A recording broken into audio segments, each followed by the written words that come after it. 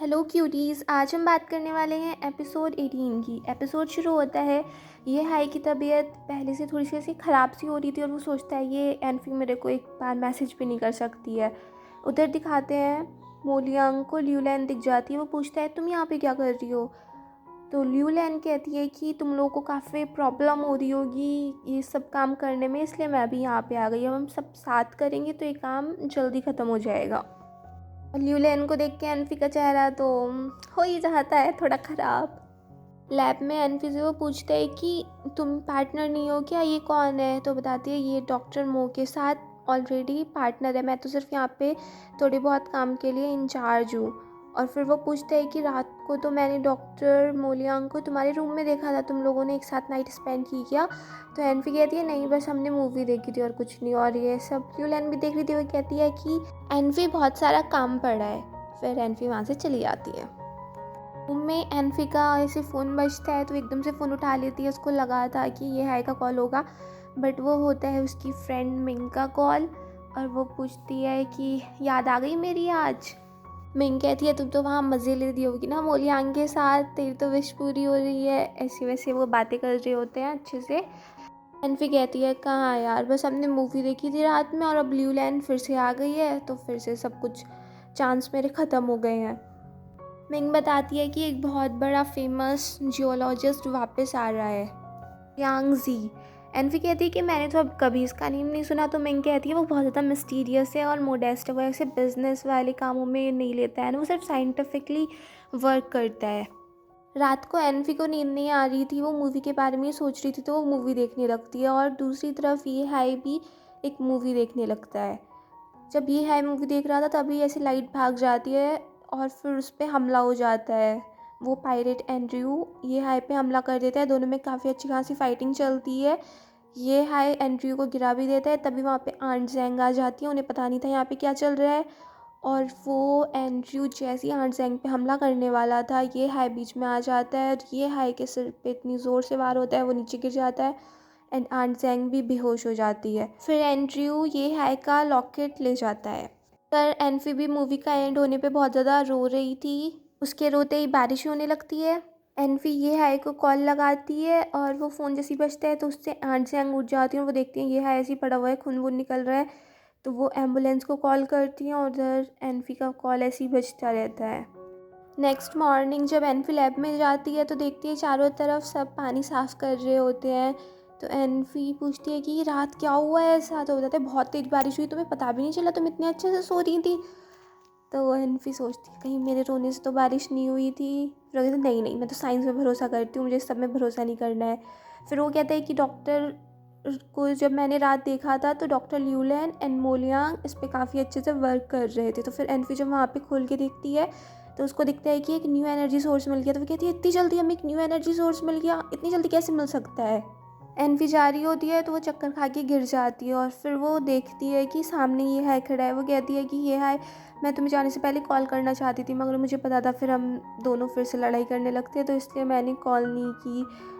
और तभी वो देखती है ये हाई कुछ बोल नहीं रहा है तो वो कहती है तुम पोसाइडन हो क्या। फिर पोसाइडन को वैसे देखती रहती है और वहाँ से पोसाइडन उससे गायब हो जाता है। तो एनफी कहती है ये हाई। और इतने में उधर दिखाता है मोलियांग एनफी को उठा ही रहा होता है। तो एनफी उठ जाती है कि हाँ मैं ठीक हूँ, बस थोड़ा सा सिर में कुछ हो गया था। मोलियांग कहता है कि तो फिर तुम ये हाई क्यों बोल रही थी। तो एनफी कहती है कि बस ऐसे ही, कुछ नहीं। फिर एनवी पूछती है कि वो मुझे न्यू एनर्जी सोर्स दिखा, शायद मैंने गलत देख लिया था। तो मोलियांग कहता है नहीं नहीं, तुमने ठीक देखा, रात हमने एक न्यू एनर्जी सोर्स डिस्कवर किया है। तो एनवी कहती है बहुत जल्दी मिल गया, मे बी इससे हम कुछ अच्छा अचीव कर पाएँ। फिर मोलियांग कहते हैं कि चलो जल्दी उठ जाओ, यहाँ पे सब कुछ तुम्हारे कपड़े वपड़े गंदे हो गए हैं, जाके चेंज कर लो। फिर वो कहते हैं कि हमें न्यू इस एरिया को एक्सप्लोर करना होगा। तो वो और साइंटिस्ट बोलते हैं कि सर अभी नहीं कर सकते हैं क्योंकि अभी सब कुछ अनस्टेबल है रात बारिश की वजह से। एनफी सोचती है ये हाई को कुछ हुआ तो नहीं, क्योंकि मुझे ऐसी अजीब सी चीज़ें क्यों दिखी। फिर सोचती है मैं उसको कॉल करके देखूं। तो सोचती है नहीं मैं नहीं करूँगी पहले कॉल। फिर वो सोचती है कि कहीं मैं आन चैंग को कर लूँ, उनसे रेंट के बहाने में सब कुछ पूछ लूँगी। उधर ये हाई जो एनजी से कहता है कि प्लीज़ एनफी को ले आओ, यहाँ पे एनफी को ले आओ। लेकिन हाइन को पता चल जाता है कि ये हाई को चोट लग गई है। लियूलैन कॉल करके अपने टीचर को बताती है कि हमें एक न्यू एनर्जी सोर्स मिल गया है। तो वो कहता है कि मुझे उस सबसे मतलब नहीं है, कैसा ही प्रोसेस हो, बस मुझे सी हाइड्रोजन चाहिए, वो मिल जानी चाहिए। तभी मोलियांग देख लेता है कि लियूलैन किसी को कॉल कर रही है, तो लियूलैन इतने फ़ोन काट देती है। तो मोलियांग पूछता है कि इतनी जल्दी तुम किसे कॉल कर रही थी, किसे इन्फॉर्मेशन दे रही थी इतनी जल्दी। तो लियूलैन कहती है ऐसा कुछ नहीं है, बस मैं हेडक्वार्टर्स को बता रही थी कि हमारी कितनी प्रोग्रेस हो गई है और हमें एक न्यू एनर्जी सोर्स मिल गया है। तभी मोलियांग एनफी को देख लेता है, जो सिग्नल के लिए दर दर भटक रही थी। मोलियांग एनफी को बुलाता है, वो पूछता है क्या कर रही थी ऐसे। तो एनफी कहती है कि बस कुछ नहीं, मैं सिग्नल ढूंढ रही थी और ऐसे ढूंढते ढूंढते मैं गोल गोल घूम रही थी, इससे ज़्यादा कुछ नहीं। तो बताते हैं कि यहीं पे सिग्नल आ सकता है, अब तो तुम यहीं पे कर लो। तो एनफी कहती है कुछ नहीं, ऐसा पर्सनल मैटर है, मैं बाद में कर लूँगी, आप लोग बात कर लो। लियूलैन कहती है कि एनफी ये लाइफ काफ़ी बोरिंग हो सकती है, तुम्हें अगर किसी से भी कॉन्टैक्ट करना है तो तुम्हें यहीं से करना होगा। तभी एनफी वहाँ पे रुकना नहीं चाही थी, तो वो देखती है कि योंग जा रहा है, तो वो उसको ऐसे बुला के वहाँ से भाग जाती है। उधर ये है कि हालत काफ़ी ख़राब हो रही थी, उसका सिर से फटा जा रहा, तो वो पूछता है कि एंड्रयू का है। तो ड्वेन जी बताता है कि वो भाग गया, पुलिस उसे पकड़ नहीं पाई। तो ये है कहते हैं कि और मेरा वो लॉकेट का है। तो कहते हैं कि जब हमने आपको देखा तो वो लॉकेट पहले से ही गायब था, तो शायद एंड्रयू आपका लॉकेट ले गया। और तभी फिर ये है फिर से बेहोश हो जाते हैं। वहाँ पे लिन हुआन आ जाती है और वो देखती है ये है कि ऐसी हालत हो रही है, वो रोने लगती है। ये है ऐसे बोल रहा था आई नीड यू, और ऐसे सुन के लिन हुआन खुश हो जाती है और तभी वो नाम ले लेता है एनफी का। तो वो गुस्सा हो जाती है कि तुम्हें अब भी एनफी याद आ रही है। उधर योंग कहते हैं कि तुम कॉल कर लो अब जाके, मोलियांग एंड लियूलैन वहाँ से चले गए हैं। तो एनफी कहती है इतनी ज़रूरी कॉल नहीं है, मैं फिर कर लूँगी। उधर लिन हुआन देखती है कॉल आई हुई है, और जब वो देखती है तो वो एनफी की थी, उधर से एनफी कॉल कर रही थी, but Lin Huan phone cut कर देती है। एनफी कहती है मुझे पता था ये ही होगा, वो वहाँ पर बहुत मज़े से होगा ना, इसलिए अब उसे मेरी बिल्कुल भी चिंता नहीं रही। उधर दिखाता है लिन हुआन बैठी होती है ये हाई के पास, ऐसी ये हाई उठते हुए कहता है कि तुम यहाँ क्या कर रही हो, जाओ यहाँ से। लिन हुआन कहती है देखो मैंने तुम्हारे लिए पॉरेज बनाया है, इसे अब जल्दी से खा लो। फिर ये हाई देखता है कि उसके वो जो रेड कलर के शॉर्ट्स थे वो उधर पड़े हुए थे। तो वो कहता है कि ये वहाँ पे कैसे पड़े हुए हैं, मुझे ला के दो इन्हें। तो लिन हुआन कहते तुम इनको पहनने वाले हो क्या। तो ये हाई कहते हैं कि मैं इसमें एक्सरसाइज करता हूँ, मुझे चाहिए ये। तो लिन हुआन मना करती है कि मैं नहीं लाऊंगी इन्हें। तो ये है खुद उठ के जाने लगता है। तो फिर लिन हुआन रोकती है कि ठीक है मैं लाती हूँ तुम्हें। ये हाई कहते हैं कि तुम्हारा इतना बड़ा बिजनेस है अपना, वहाँ पे जाके कुछ कर लो, यहाँ से जाओ प्लीज़। तो वो मना करती है कि मैं नहीं जाऊँगी। तो वो कहते हैं अच्छा ठीक है ड्वेन जी को बुला दो यहाँ पे और तुम जाओ यहाँ से। तो मना करती है मैं नहीं जाऊँगी, मैं नहीं जाऊँगी। तभी ये ऐसे उठने वाला होता है, तो कहते ठीक है मैं जा रही हूँ। फिर ड्वेन जी को वो अंदर भेज देती है और बाहर कान लगा के खड़ी हो जाती है सुनने के लिए बातें। ये है ड्वेन जी से डिस्कस करता है कि क्या हुआ होगा कि मेरे लॉकेट के पीछे पड़े हुए हैं और मेरा भाई भी मेरे लॉकेट के पीछे पड़ा हुआ है। फिर वो पूछता है कि एनफी कैसी है, उसको कुछ पता है। तो ड्वेन जी कहता है कि पता नहीं, स्टॉर्म के बाद का मुझे कि वहाँ पे हाल चाल कैसे हैं। और वो बताता है कि लियूलैन भी वहाँ पे चली गई है अब नैनहाई साइड पे।